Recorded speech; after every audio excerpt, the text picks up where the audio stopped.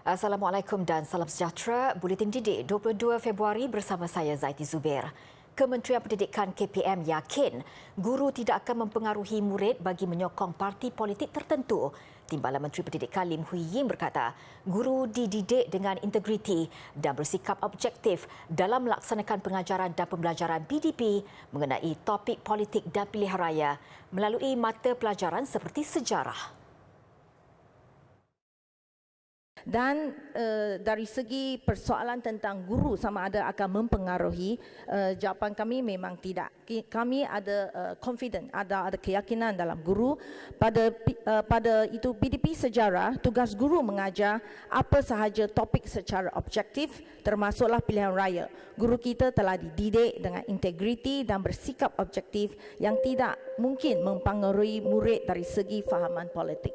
Beliau menjawab soalan tambahan Ahli Parlimen Tanjung Piai, Datuk Seri Wee Jack Singh mengenai langkah bagi memastikan seseorang guru tidak menjadikan PDP mempengaruhi minda pelajar dengan sentimen tertentu supaya cenderung undi parti tertentu sahaja di Parlimen siang tadi.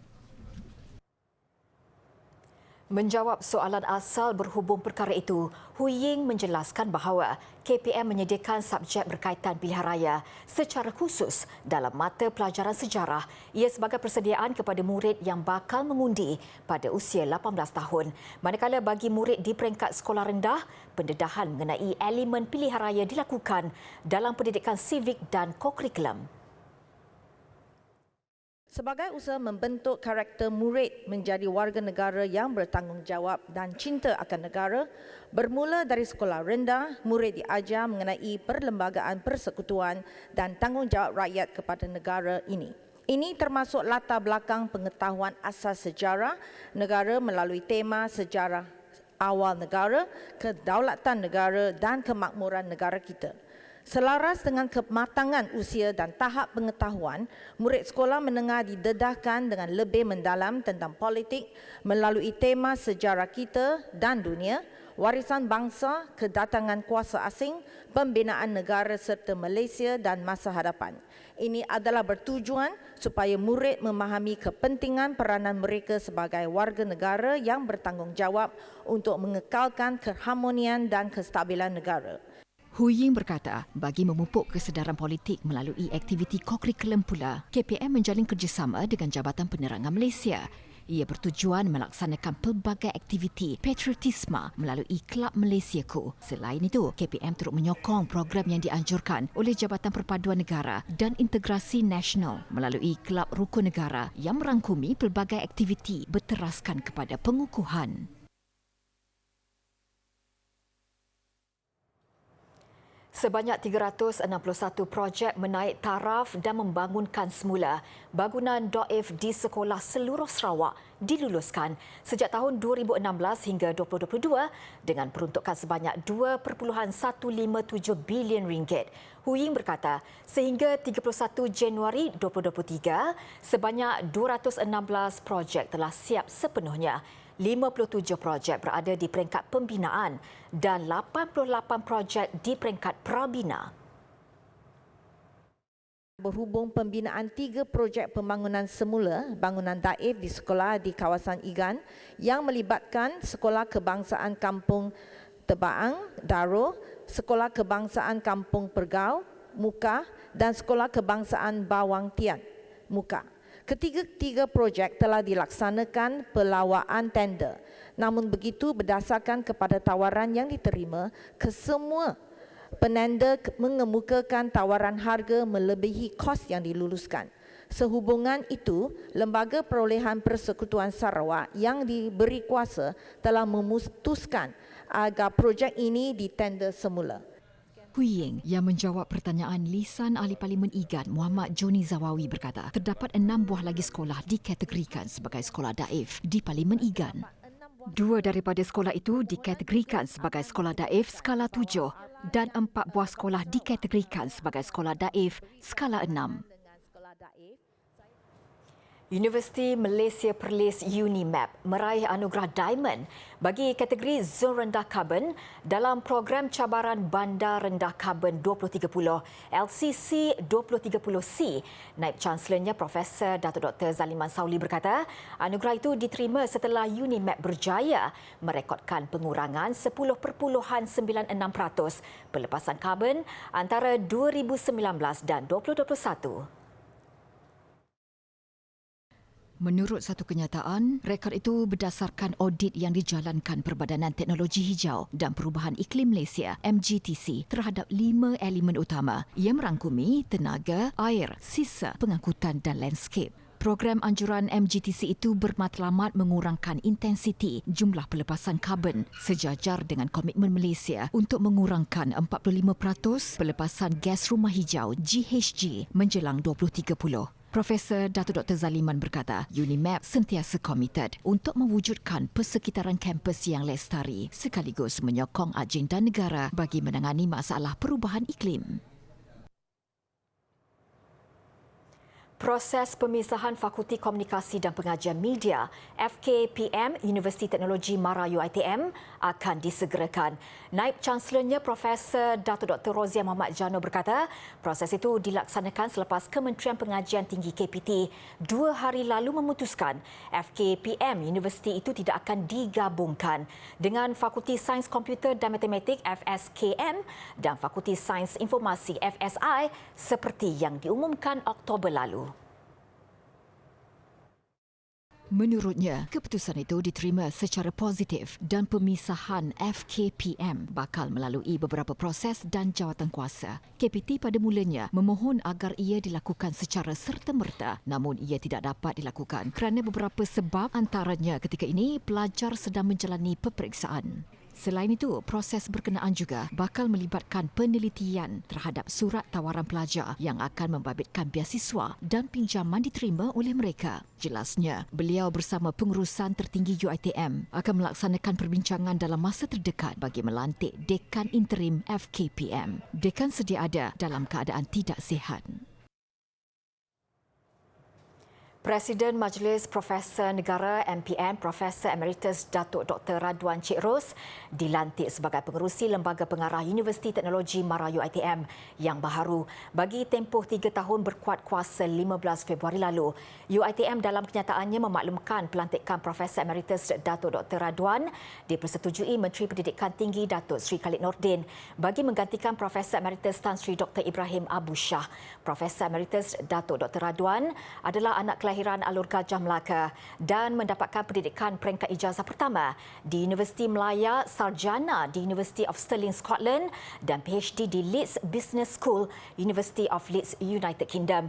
Beliau pernah menjadi Naib Chancellor Universiti Malaysia Kelantan UMK dan Timbalan Naib Chancellor Akademik dan Antarabangsa Universiti Pertahanan Nasional UPNM.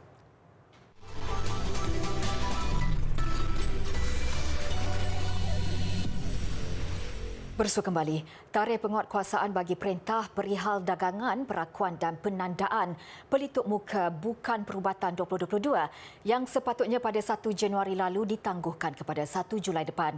Kementerian Perdagangan Dalam Negeri dan Kos Sara Hidup KPDN berkata, penetapan tarikh baharu penguatkuasaan itu bagi memberi peluang kepada lebih ramai pengeluar dan pengedar di negara ini untuk mendapatkan sijil penandaan daripada Sirim Khas International Sdn Berhad.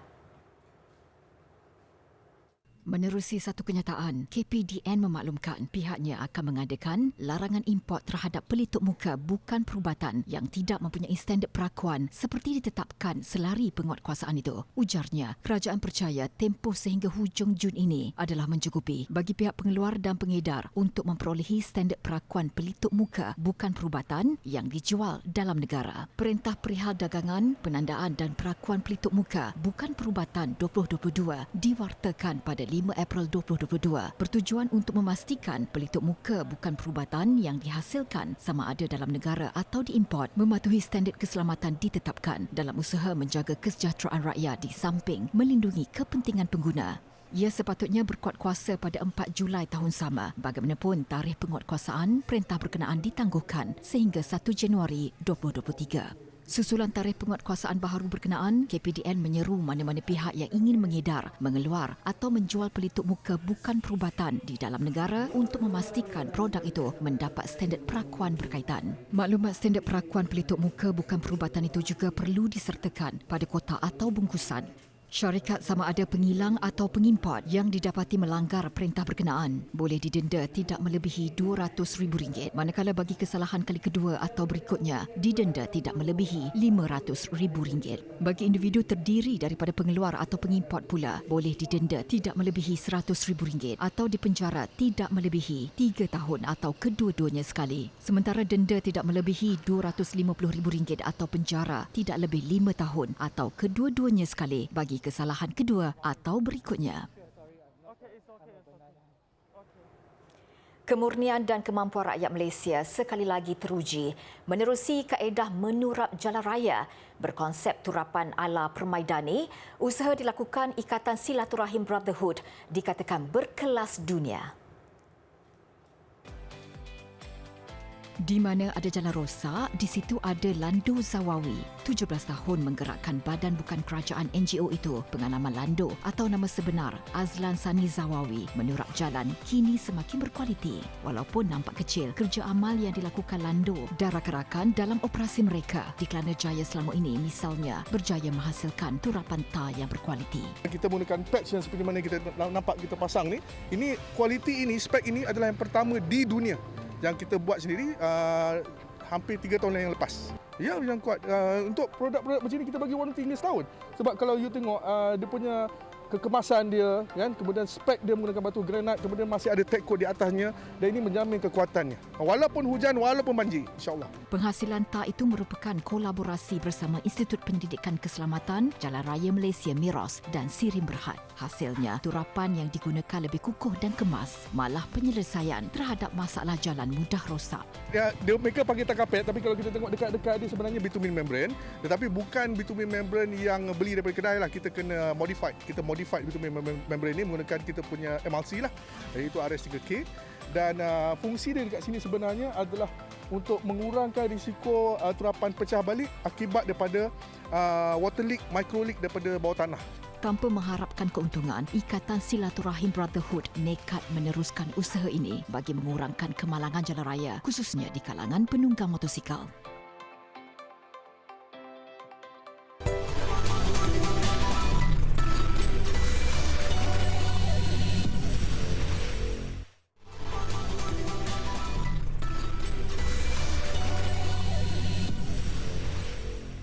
Jerman mengalami kerugian 100 bilion euro atau 471 bilion ringgit tahun lalu berikutan konflik di antara Rusia dan Ukraine. Mengikut Pejabat Statistik Persekutuan Jerman, harga tenaga di Jerman pada tahun 2022 meningkat 34.7% berbanding tahun sebelumnya. Untuk penggunaan minyak dan gas bagi tujuan pemanasan, kadarnya meningkat 87% dan 64.8%. Menurut Presiden Institut Penyelidikan Ekonomi Jerman, Marcel Fratscher, pula jumlah 100 bilion euro itu mewakili 2.5% keluaran ekonomi Jerman pada tahun 2022. Tambah Fratscher, Jerman menjadi negara Eropah paling terkesan akibat krisis Rusia-Ukraine kerana kebergantungan Jerman ke atas bekalan tenaga dari Rusia. Beliau menjangka Jerman akan terus menanggung kerugian jika krisis itu masih berlarutan.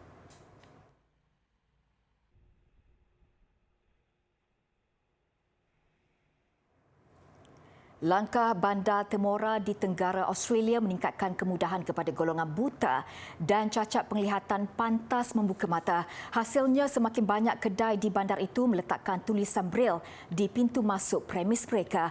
Manakala di sekolah, pelajarnya terus digalakkan untuk mempelajari tulisan itu. Paddy Wallace, 6 tahun, antara murid yang tekun belajar membaca tulisan Braille. Wallace mula menjadi buta pada usia 8 bulan selepas dia menjalani pembedahan bagi membuang tumor pada saraf optiknya. Bagi jangka panjang, seorang pakar mata turut disediakan untuk membantu Wallace berjalan di dalam bilik darjah dan keluar. Preparing him to walk through the door, just specifically to literally walk through the door. How would he find and navigate his way to the classroom to then be here on that first day of kindy and hold his hand and walk in? was just incredible. And I cried the rest of the day. Di sebalik perkembangan teknologi, tulisan Braille masih memainkan peranan penting dalam kehidupan orang buta dan cacat penglihatan. We continue to teach all students the importance of reading and writing, and that's just the same for a blind person. It allows for creativity, it allows for imagination. Langkah itu menjadi lebih mudah apabila kumpulan sukarelawan turut membantu pekedai memasang tulisan Braille di depan pintu masuk premis mereka. Setakat ini, lebih 100 premis perniagaan menyertai projek itu. Kira-kira 60,000 penduduk Jepun memohon untuk menyaksikan hari terakhir panda yang dilahirkan di negara itu sebelum ia diserah kepada China. Daripada jumlah itu, hanya 2,600 daripada mereka dibenarkan menyaksikan detik bersejarah itu semalam. Beberapa orang daripada mereka, terutama wanita, tidak dapat menahan sebab menyaksikan panda yang diberi nama Xiangxiang ini. Xiangxiang dilahirkan hampir 6 tahun lalu dan sejak itu ia terus menjadi antara tarikan popular di Zoo no Tokyo. Ia terpaksa dihantar ke China di bawah syarat bahawa China masih memegang hak milik ke atas semua panda yang dipinjamkan ke zoo-zoo di seluruh dunia termasuk keturunan mereka. Xiangxiang tambah popular apabila ia adalah panda pertama dilahirkan di Zoo Jepun dan masih hidup sehingga kini. Ibu bapa Xiangxiang dan 2 ekor adiknya yang dilahirkan pada tahun 2021 masih dikekalkan di Zoo Uno. Tahun 2012, anak pertama daripada pasangan itu mati sejurus dilahirkan.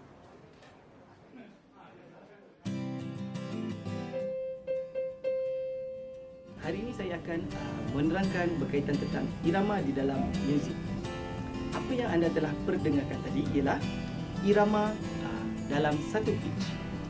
Saya akan menerangkan bunyi irama tanpa pitch. Okey, kita perdengarkan bersama-sama dengan cara menepuk.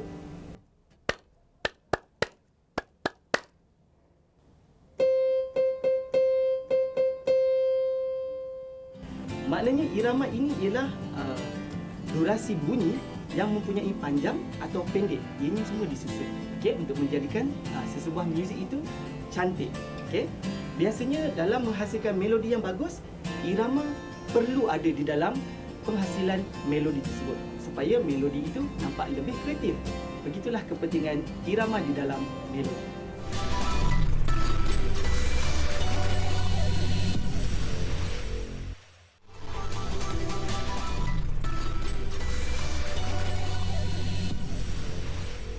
Liga Hoki Malaysia, kedudukan 2 tangga teratas terus menyaksikan saingan sengit pasukan hoki Terengganu THT dan Maybank.